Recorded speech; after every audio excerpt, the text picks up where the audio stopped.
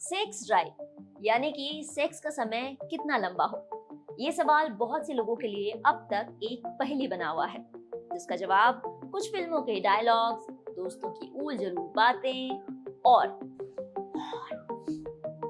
इन सभी के सहारे ढूंढा जाता है। तो चलिए आज आप और हम मिलकर पता करते हैं इस बारे में।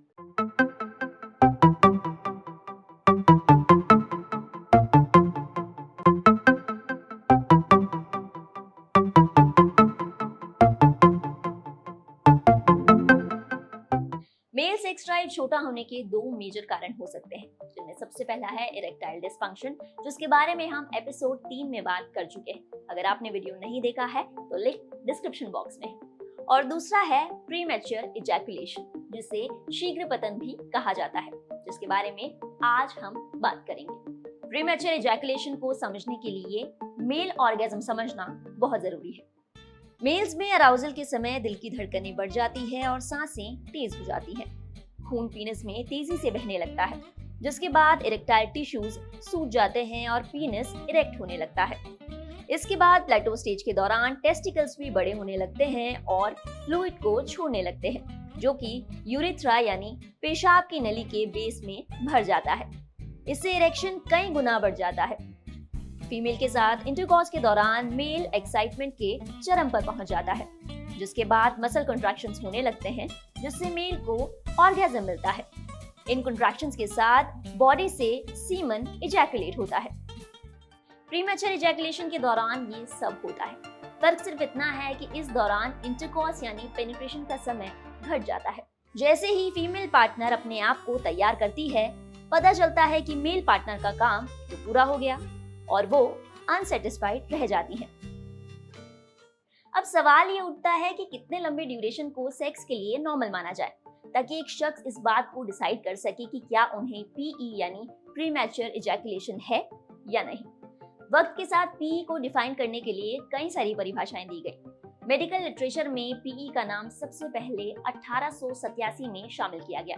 इसके बाद 1970 में पहली बार मास्टर्स एंड जॉनसन ने इसकी पहली परिभाषा दी। इस परिभाषा के आधार पर जितनी बार आपने सेक्स अटेंड किया, उनमें से अगर 50% यानी आधी बार आपकी फीमेल पार्टनर को ऑर्गेज्म नहीं मिलता और आप इजैकुलेट कर देते हैं, तो इसे पीई की कैटेगरी में रखा जाएगा। इसके बाद अमेरिकन यूरोलॉजी एसोसिएशन ने भी एक परिभाषा दी और उसके आधार पर प्रीमैच्योर इजैकुलेशन वो स्थिति है जब आप ना चाहते हुए भी इजैकुलेट कर दें। आगे आने वाले समय में भी प्रीमैच्योर इजैकुलेशन की कई सारी परिभाषाएं दी गई, जिनमें सबसे ज्यादा इंपॉर्टेंट मानी जाती है international society for sexual medicine की डेफिनेशन। इस डेफिनेशन में प्रीमैच्योर इजैकुलेशन को दो भागों में बांटा गया, जो कि असल में इसके टाइप हैं। प्रीमैच्योर इजैकुलेशन दो तरह का हो सकता है, जिनमें पहला है प्राइमरी यानी कि लाइफ लॉन्ग। जैसे कि नाम से ही पता लग रहा है, इसमें वो केसेस शामिल हैं जिनमें एक शख्स को हमेशा से ही ये प्रॉब्लम रही हो। दूसरा है एक्वायर्ड, जिसे सेकेंडरी भी कहा जाता है। इसमें वो केसेस शामिल हैं जिन्हें कभी कभी या फिर हाल ही में ये समस्या शुरू हुई हो। तो अब बैक टू द स्टोरी। इस डेफिनेशन में बताया गया कि अगर कोई शख्स हमेशा से ही 1 मिनट के अंदर अंदर स्खलित हो जाता है, इजैकुलेट कर जाता है, तो उसे प्रीमैच्योर इजैकुलेशन की कैटेगरी में रखा जाएगा। दूसरे यानी एक्वायर्ड प्रीमैच्योर इजैकुलेशन के केस में अगर कोई शख्स पहले तो नॉर्मल था, लेकिन अब उनकी सेक्स ड्राइव 3 मिनट या फिर उससे ज्यादा घट गई है, तो उन्हें प्रीमैच्योर इजैकुलेशन की कैटेगरी में रखा जाएगा। साल 2000 में हुई एक स्टडी में बताया गया कि तकरीबन 30% तक पुरुषों को ये प्रॉब्लम हो सकती है। कई सारी दूसरी स्टडीज में भी बताया गया कि ये आंकड़ा 2% से 30% के बीच में वेरी होता है। खैर, लोगों का कंफ्यूज होना भी लाजमी है कि आखिर सही आंकड़े कौन से हैं। दरअसल एक्सपर्ट्स की माने तो हर 3 में से एक शख्स जीवन में कभी ना कभी इस प्रॉब्लम से जूझता है। कभी ना कभी, इन अल्फाज पर ध्यान दीजिए। यानी कि इन आंकड़ों में एक्वायर्ड प्रीमैच्योर इजैकुलेशन यानी कि वो लोग जिन्हें कभी कभी ये प्रॉब्लम होती है या फिर हाल ही में ये प्रॉब्लम शुरू हुई है, शामिल है। इनमें वो केस बहुत कम है जिन्हें हमेशा से ही ये प्रॉब्लम रही हो। आपको एक और मजेदार बात बताऊं, इन आंकड़ों में सबसे ज्यादा केस उन लोगों के हैं जिन्हें केवल लगता है कि उन्हें प्रीमैच्योर इजैकुलेशन है, क्योंकि वो अपने परफॉर्मेंस को पॉर्न जैसे घटिया कंटेंट से कंपेयर कर रहे होते हैं। दरअसल ये और कुछ नहीं, उनकी एंजाइटी या फिर परफॉर्मेंस प्रेशर होता है।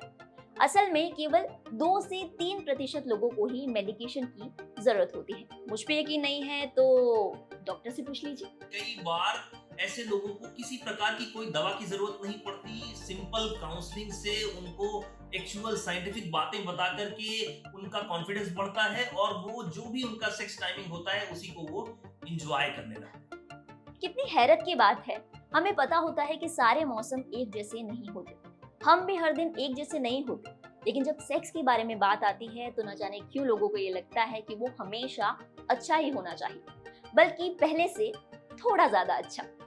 खैर, अब बात करते हैं प्री मैच्योर इजैकुलेशन के कारणों के बारे में। तो ये कारण मानसिक और शारीरिक दोनों हो सकते हैं। मानसिक कारणों में डिप्रेशन, आत्मविश्वास की कमी, पुअर बॉडी इमेज और सेक्स के प्रति घृणा शामिल है।